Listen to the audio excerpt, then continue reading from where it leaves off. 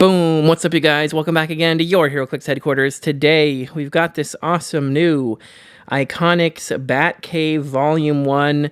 The box is actually huge on this thing. It's like almost the length of a whole brick of Heroclix. So I was not expecting it to be quite so big of a box. But special thanks to WizKids for sending me this out a little bit early to unbox for you guys. The set looks pretty awesome, as you can see here. We got Batman, Alfred, there's a giant penny, there's a bat computer, there's a Batman suit in a case, there's even a little Kryptonite Ring object as well. And as always, with the Iconix sets, we've got a cool little see-through window display thingy here. This penny is absolutely massive. I don't know what I was expecting, but I did not expect it to be this big. This thing, we'll open it up and take a better look at it all here in a second. So without further ado, let's check it out. All right, so let's pull it all out here. Oh man, all right, and of course we got the cards so we can see what these all do. But also, real quick, you guys, let me know, what do you think we could possibly see in a future Batcave set? Because as you saw, this is called Batcave Volume 1. So for Volume 2, could we get maybe an actual map to play this on? Could we see vehicles like the Batmobile or Batwing? What do you guys think? Let me know in the comments what you'd like to see in a Volume 2 set. Anyway, let's get things started here with Batman. Coming in at 60 points, he's got improved movement for elevation, outdoor blocking, and can move through characters, but still has to break away normally. He's got 5 range double target, some sidestep, some willpower. He, of course, has the Batman team ability for stealth, and Batman family, Gotham City, Justice League, detective, martial artist, and scientist keywords. He's got a special attack power for his whole dial, which is free. Choose one. Place Batman in or adjacent to a square of hindering terrain or a terrain marker within range and line of fire. Or choose a standard opposing character within range and line of fire. Then choose a terrain marker within 4 squares in line of fire of that character. Place a chosen character adjacent to the chosen terrain marker and deal them 1 damage. So that grapple gun free action is pretty awesome. It lets him move around the map pretty easily, or be able to move your opponent's characters around the map and potentially deal them some damage as well for free. You know, you gotta love that. That is pretty great. And then he also has a stop click on his defense power with combat reflexes. And on his damage power, you've got Outwit, and when Batman uses it after resolutions, choose a standard attack or standard damage power on the target's card. Batman can use that power until your next turn. So that's awesome. Outwit something and take a power for him to use himself. Why not? And I think it's interesting that stop click is kind of like on click 3. It's not like the last click like most stop clicks are. So he would just take a couple clicks, get to that stop, and then he gets to charge and everything. So I feel like that's him starting off in the Batcave as Bruce Wayne, and then, you know, hitting that stop, he's actually going in full Batman mode to charge and start getting in the action there. So yeah, that's pretty cool. I like that Batman a lot. And next up, let's take a look at the Alfred Pennyworth. Batman team ability for stealth, Batman family, Gotham City, and soldier keywords. Coming in at only 20 points, he's got a special attack power that gives him telekinesis and power. Generate an effect terrain marker or special object from your KO area. Alfred Pennyworth may activate this power as free. If he does, the generated terrain must be a Batcave terrain marker. So being able to get your effect terrain back after it might have gotten destroyed by your opponent is great. And if you're using the Batcave terrain that comes in this set, it's a free action, so that's even better. He also has Perplex and Support on his damage power, and that goes into some enhancement later. But yeah, 20 points is not bad for the Batman team ability, sidestep, perplex, support, TK, and being able to bring back your destroyed terrain markers. Next up, we got the Kryptonite Ring, which says, during force construction, if you paid to add this terrain marker to your force, you may add another Batcave terrain marker to your force without paying its cost. At the end of your turn, deal 1 damage to each character occupying or adjacent to this object, and characters with the Kryptonian keyword can't reduce this damage. That's pretty awesome. So the one thing I love about this is it's an object, which means anybody can pick it up, and that means its effect will then still be usable, you know, through the character holding it as if that object was in their square.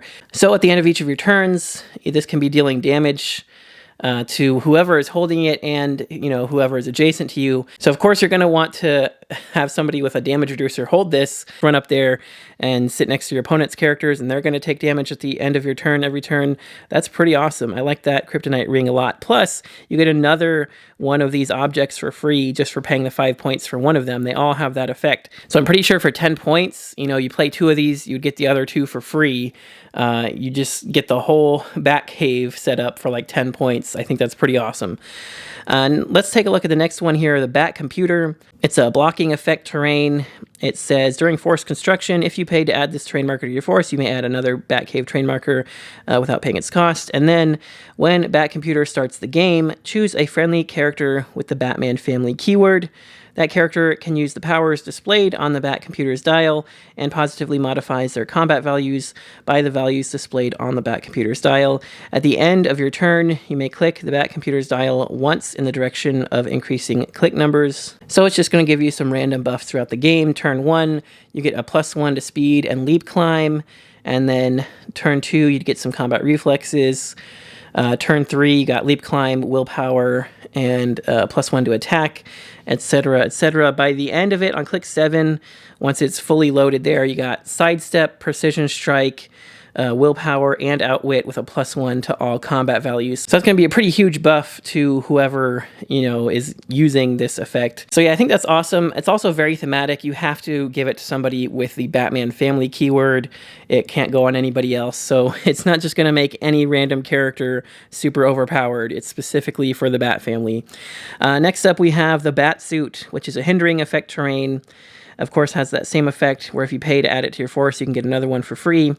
And then it says lines of fire drawn to this terrain marker are blocked. Characters occupying or adjacent to this terrain marker can use the Batman team ability. If they already have the Batman team ability printed on their base, opposing lines of fire drawn to them are blocked. So what's not to love there? It gives everybody stealth, and then also gives you like super stealth if you already have the team ability. I like that a lot. It is easy to destroy, but lines of fire are always blocked to it. So that means they're going to have to actually physically come up and punch it, or maybe use super strength to pick it up. But I think it's a pretty good one nonetheless. I like this one a lot, especially for these Batman teams. Last but not least, we have the Giant Penny. Has the same effect that if you pay to add it to your force, you get another one for free.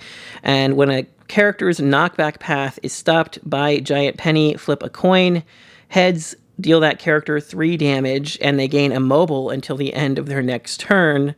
Or tails, place Giant Penny up to 2 squares away from its current square. So again, I love this thing. Super thematic, flipping an actual coin to see what happens. Heads, it basically falls over on them, deals them 3 damage, and immobilizes them. Tails, it just rolls away a little bit, 2 squares away from its current square. So yeah, this penny is super thematic. I love it. I think it would be my favorite one in the set, except I just wish that the Batman's grapple gun effect worked, and maybe it was like knockback instead of placing, or if the penny said that when something was placed next to it, not knocked back into it, you know, then it could flip the coin for the effect, because the grapple gun effect from Batman can place an opposing character next to a terrain marker, but he doesn't have any way of actually knocking them back into it. And unfortunately, the Bat Computer doesn't give you any type of like super strength or force blast to be able to deal knockback. So I think overall, that's my one gripe with this set. I wish it was a little bit easier to be able to knock somebody back into the penny. But all in all, I still think everything in the set is really cool and thematic. The sculpts on everything is amazing. The Bat Computer, the Batman suit, especially the penny, is just freaking hilarious. And of course, as is usually the case with these Iconix sets, they really hit it out of the park with the design on the cards. It looks like an old computer screen with a bunch of weird buttons and dials and stuff on the like dial of the figure. So that's really cool. It makes it look like a Bat Computer and everything. So yeah, I think for a Batman fan, this is a great set. This is a really fun one. And that means even if you're not into Heroclix, like this could be just a fun set to display, you know, on a desk or on a shelf or something, especially with the giant penny and the computer and stuff like that. It just looks freaking awesome. But as a huge Batman fan myself, I can't wait to try out some of these terrain markers in my games. So let me know what you guys think about this set in the comments below. If you enjoyed the video, don't forget to smash that like button. It does help me out a lot. And click that subscribe button so you don't miss any future videos. And if you'd like to help support the channel even more, check the links in the description for the Patreon, where you can see your name here in the credits of all these other awesome people. And as little as $1 a month gets you entered in my monthly giveaways. So check that out if that interests you. But that's going to do it for this one, you guys. Thanks again so much for watching. Until next time, this has been Heroclix Headquarters, signing off.